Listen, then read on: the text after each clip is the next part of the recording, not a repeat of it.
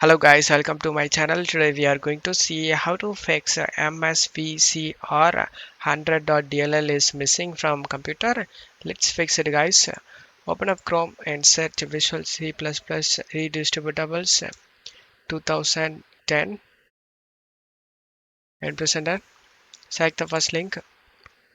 Select the download option. Select x64 and select x86 and select download option.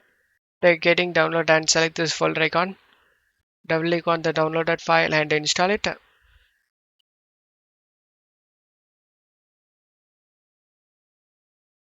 the same thing for another version x86.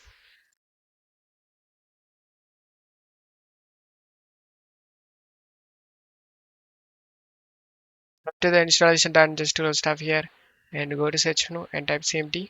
Right click on the command prompt and select run as administrator and select yes.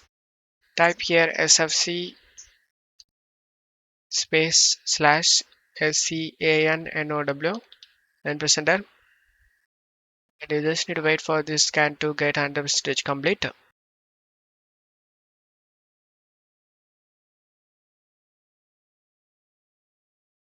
After getting this complete, just close tab here and restart your PC. After restarting, your problem should be fixed.